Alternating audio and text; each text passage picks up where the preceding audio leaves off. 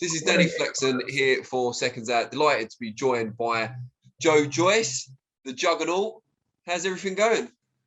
Yeah, things are right, mate. Yeah, not bad. I think a lot of people out there are keenly anticipating your next move in the boxing ring, as I'm sure you are as well. I've saw recently Luis Ortiz has kind of ruled himself out of fighting you. Is that right? Yeah, that's what I hear. Disappointed? Yeah. I mean, yeah, it's a big fight, and I wanted to fight him before, but it hasn't happened, and it's not going to happen. So, we'll expand our search and see if we can find someone else. There were talks or rumours about Joseph Parker being a possibility as well. He's now obviously fighting that rematch with Derek Chisora. That must be pretty disappointing as well. It seems like a rematch of that no one really wanted to see. Maybe that's harsh. Yeah, that was an option as well. So, but again, like they don't want to war with big juggernaut. So it seems. Apparently not. Yeah. Yeah. So who's kind of on the Juggernaut's radar now? Those Juggernauts have radars, do they? But I don't know. I'm just looking forward to whoever like accepts the challenge, and then like to get back into training camp and back into the ring and show everyone what I'm made of again, and have another exciting fight. will that training camp be with Steve? Will it be with Salas? Will it be with a combination of the two? What's the plan on that score? Yeah, there's things in the works. Salas is still my coach, like my main coach, and I'm working with Steve, and Greg and also Cam, and then I've got my management with Adam and Sam. So I've got a great team all together. So it's just about having an opponent first of all, and a date, and then we can start like putting stuff together and organising everything. How do you reflect now on your last performance against Carlos Takam? Obviously stopped him quicker than anyone had previously. He's got some complaints about the stoppage, as I'm sure you know. He had some on the night as well. But having looked back on it, what do you make of that performance? I having looked back at it, I could see like where people can score like the rounds for him, because he's a good fighter. He boxed well, and it looked like he was landing some big bombs on me sometimes. So it looked a lot closer than I felt it was in the ring. I think I was getting my time in, and I was landing shots. They didn't. But I guess where I don't seem to make a sound, and when I land the shots, that it doesn't look like it's damaging. But I was putting them together, and like where it stopped, I hit him with a big left hook. He wobbled, and then I was going in for the kill, and I wasn't stopped punching. I wasn't going to stop punching, like me. Like even to the end of the round, I wouldn't have gassed after that. I'd have still had plenty in the tank. So it was inevitable that I was going to win the fight. Yeah, I think everyone apart from Takam and his team agree with that part of it anyway. But what did you feel about the timing of the stoppage itself? Did you feel it was spot on? Did you feel it was maybe a little early? You're the one in there, so. Well, I actually watched your video, you interviewing Takam. So based on what he said, he could have got a count maybe, but there's a referee there for a reason. They're there to like protect the boxer as well. So when he's taking so many unanswered shots, it gets dangerous. So he had a look in his eyes, and obviously chose to call it off. And the ultimate goal for you, of course, is that world title shot, which will probably come now with all these guys not wanting to fight you, will probably come in 2022. This Saturday, we see Anthony Joshua and Oleksandr Usyk facing off. Two guys you know very well, fought, and obviously sparred AJ as well as that. Just tell us what you think about that fight. A lot of people are saying Usyk's too small. Some people are saying it's a routine defense. Not sure I agree with that, but I'd like to know what you think. Yeah, it's quite a difficult one. It's the one that's, hotly talked about which way it's going to go, and you hear both sides of the argument, and I guess you can agree with both. It just depends what their game plans is, and how they track how their training camps gone for, what their game plan is and what they're gonna, what they've been working on. Because okay, let's start with Usyk. So Usyk, he's going to start a bit slower. He's going to use his head movement, like try and start working out Joshua, and like meanwhile he's going to be slipping shots and moving, getting out of distance and moving around the ring away from the shot. So it's going to be hard to hit. Um, Depending how Joshua his training camp's gone and what his game plan is, because if he's a bit like the Ruiz too, where he's keeping it long range. He's not going to engage and that. Then it's going to be, nothing's going to happen for the first half of the fight. I think they're just going to be, Usyk's going to be slipping his jab, and Joyce is still going to be like laying it out there. Um, so, but then, okay, back to Usyk now. So if he's going to come in and he's going to once he's like then worked Joshua out and then starts like putting stuff together, landing shots.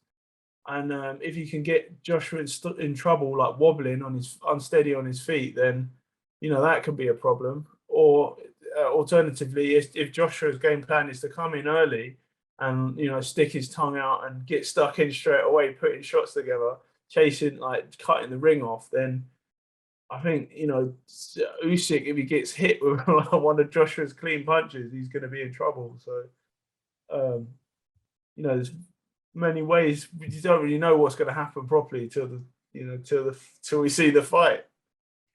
One thing I wanted to ask you, obviously having shared a ring with Usyk, and I know it was a long time ago, but people are doubting whether he has the power at heavyweight to hurt or to even gain Joshua's respect.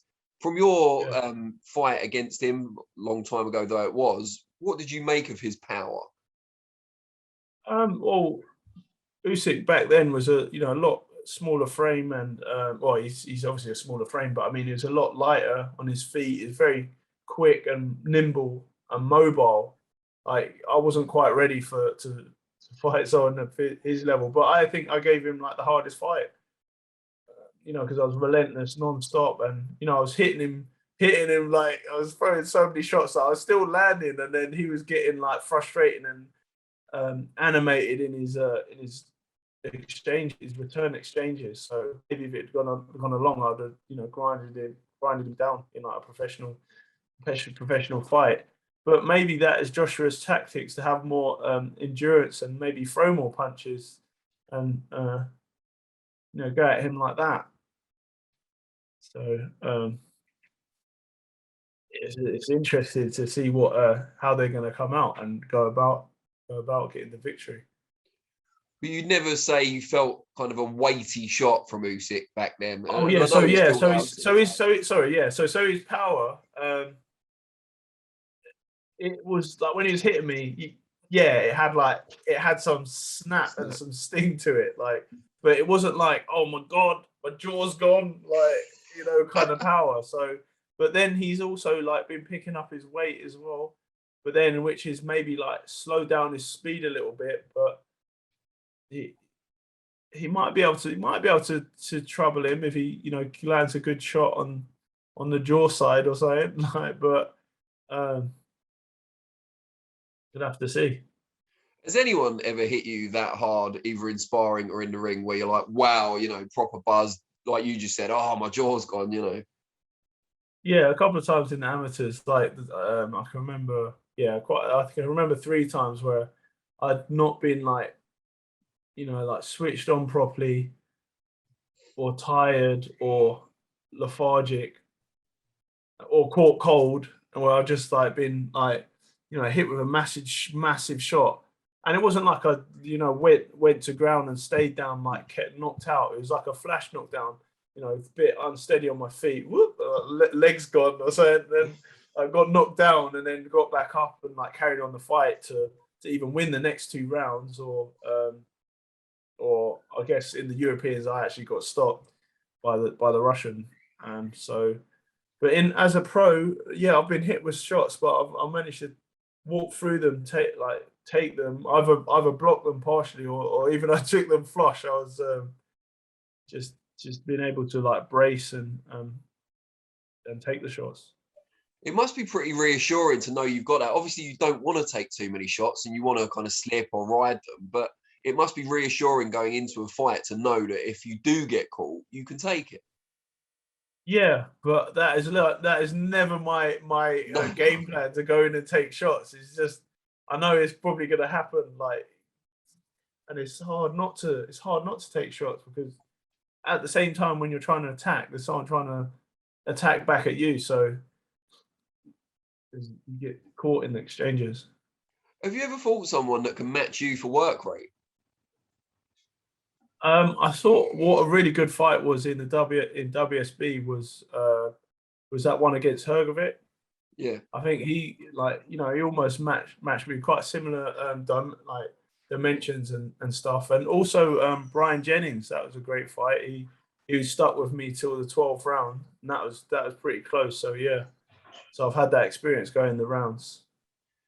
Yeah, it's just you were saying about it's tough not to take shots, but thinking of people in the other corner to you, it must be even tougher for them because you just are relentless. You know how to cut the ring off, and you're long and rangy as well. So it must be a nightmare to fight you.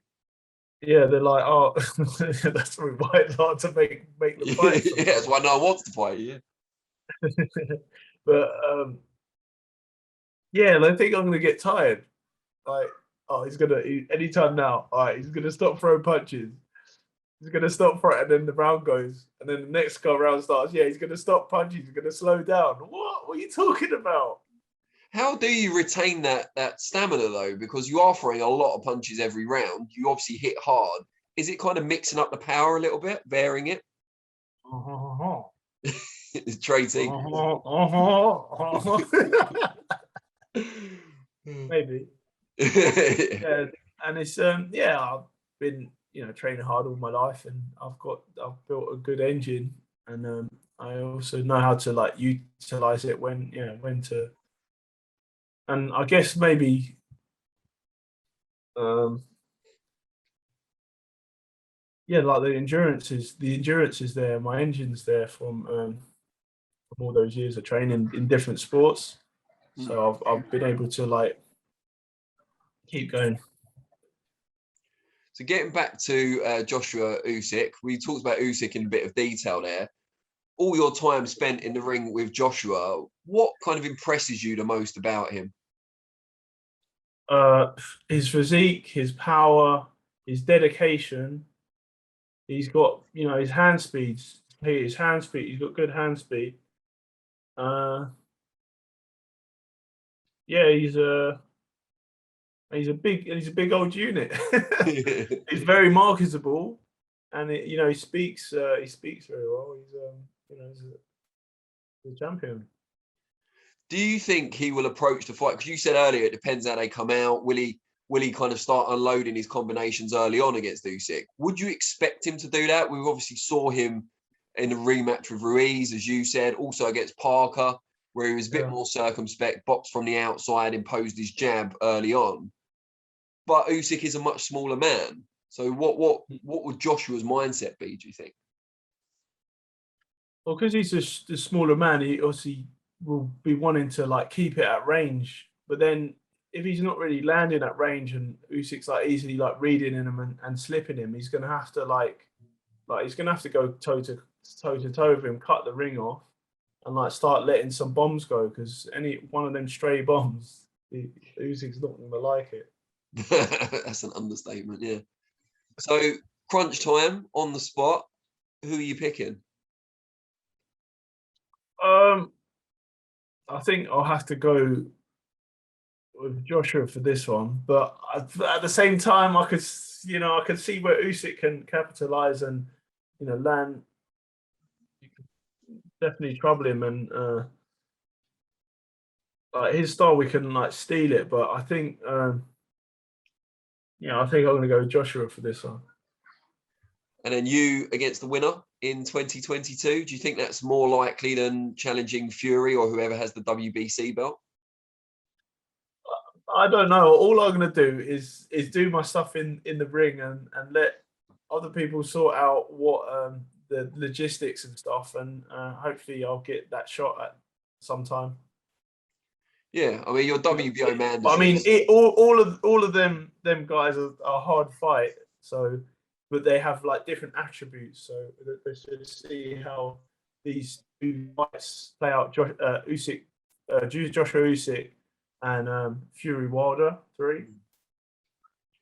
And is there a kind of date or vague date that you're likely to be back out, regardless of who the opponent is? Is there like a date that's been set aside?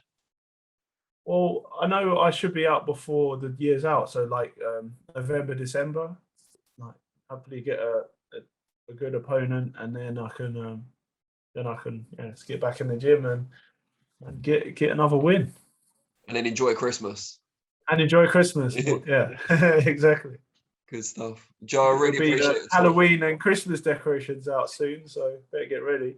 Don't forget fireworks night. Fireworks night, yeah. Always gets overlooked. It's like Christmas the next, yeah. Feels like it's Christmas the next week.